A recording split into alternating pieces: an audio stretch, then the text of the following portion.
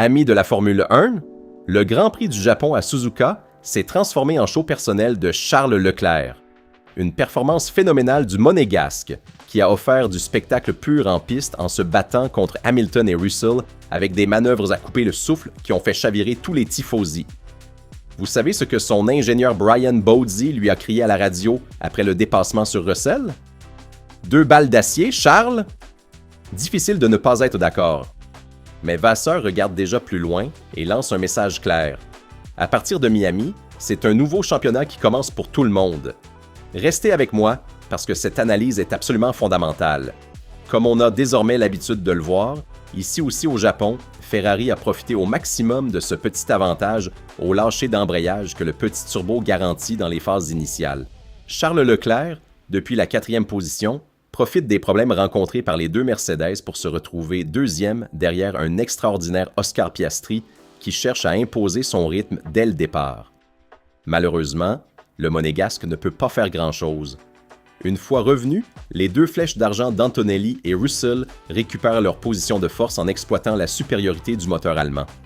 La malchance a de nouveau frappé Leclerc avec la safety car, entré quelques tours après son arrêt au stand pour récupérer la monoplace de Behrman partie dans les barrières. À la relance, Charles se retrouve en fond du groupe de tête et c'est là que commence son incroyable remontée avec une force et une détermination impressionnantes. Le Monégasque a dû se battre pour chaque position qui l'a conduit sur le 3e marche du podium, à coups de dépassements chefs-d'œuvre, presque tous signés à l'extérieur du virage 1, pas exactement l'endroit le plus simple pour se défaire de son adversaire. Leclerc a sorti 2 bijoux similaires dans ce même virage. D'abord sur son coéquipier Lewis Hamilton, puis sur George Russell, lors d'une longue et spectaculaire bataille qui a vu le numéro 16 d'abord livrer une leçon de défense, puis signer un extraordinaire contre-dépassement lors de l'unique occasion où le Britannique de Mercedes avait réussi à se mettre devant la Rossa. Leclerc admet clairement que c'est un Grand Prix difficile mais exaltant. Ils ont dû beaucoup souffrir cette fois. Après la malchance avec la safety car, il savait qu'il devait courir après, surtout face à Kimi et Hamilton qui avaient au contraire bénéficié de la neutralisation. Malgré tout, Charles n'a jamais lâché. Il a continué à pousser en cherchant à gérer les pneus et au final ce n'était pas un si grand désavantage. Il a perdu quelques positions mais les a toutes récupérées avec les intérêts. En termes de performance pure ce week-end, Ferrari était légèrement plus lente que McLaren, qui de façon retentissante est revenu exercer une pression sur les premiers avec la victoire de Piastri. Charles a ajouté avec sincérité que pendant tout le Grand Prix, il lui manquait quelque chose pour aller chercher Oscar devant, mais que tout bien considéré, ça ne s'est pas si mal passé. Le podium conquis à 2 secondes de Piastri est amplement mérité, obtenu avec le cœur autant qu'avec le talent pur.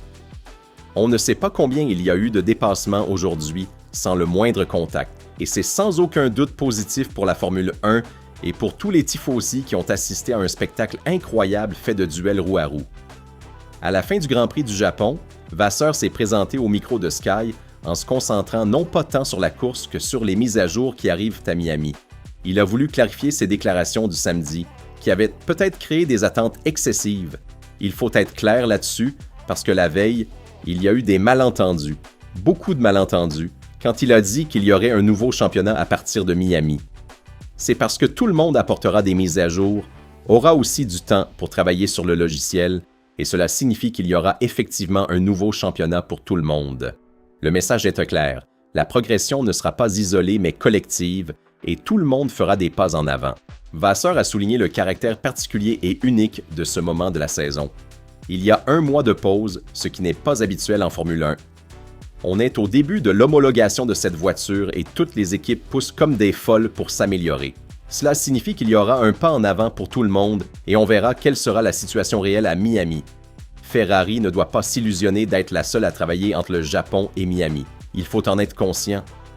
Sur le plan technique, le directeur de Ferrari a réaffirmé qu'il n'existe pas un seul domaine sur lequel intervenir pour combler l'écart avec Mercedes. Les performances viennent de partout et cela signifie qu'il faut travailler sur chaque point.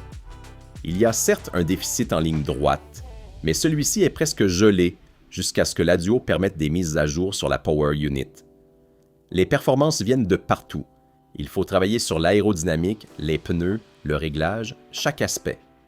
Se concentrer sur un seul élément ferait perdre la cadence globale, ce qui serait une erreur grave. Vasseur indique fondamentalement dans l'exécution du week-end un aspect central sur lequel travailler.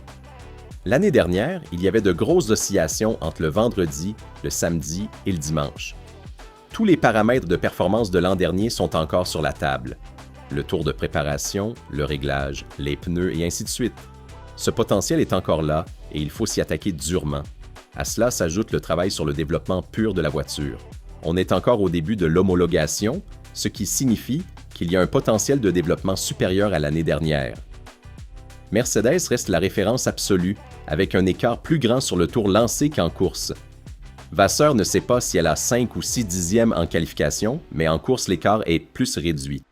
Cela s'explique par le fait qu'en lutte, on peut profiter de l'aspiration et rester dans leur sillage. Mais pour faire le vrai saut qualitatif, il faut quelque chose de plus. Si Ferrari veut se retrouver devant, elle doit faire un petit pas supplémentaire. C'est le prochain objectif.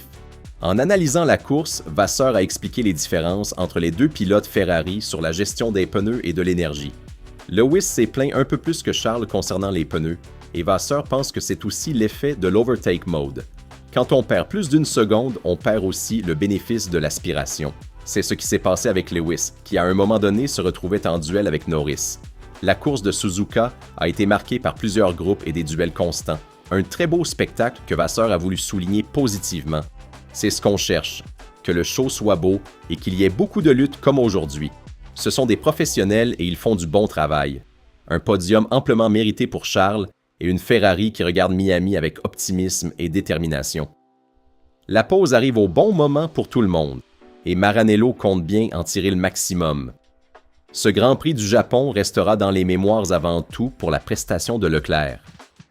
Dans une voiture qui n'avait pas les armes pour aller chercher la victoire, le Monégasque a su transformer chaque contrainte en opportunité.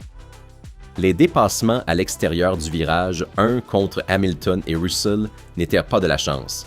C'était du talent à l'état pur, de la lecture de course et du courage. Et c'est précisément ce type de performance qui montre pourquoi Ferrari reste une force à prendre au sérieux, malgré le déficit sur la Power Unit. Le châssis est là, les pilotes sont là, et avec Miami qui approche et la duo qui se profile à l'horizon, la saison 2026 est loin d'être jouée. La Rossa a faim et elle sait où elle veut aller. Et si une chose est certaine après Suzuka, c'est que Charles Leclerc, avec ou sans des balles d'acier selon son ingénieur, est prêt pour le combat qui s'annonce.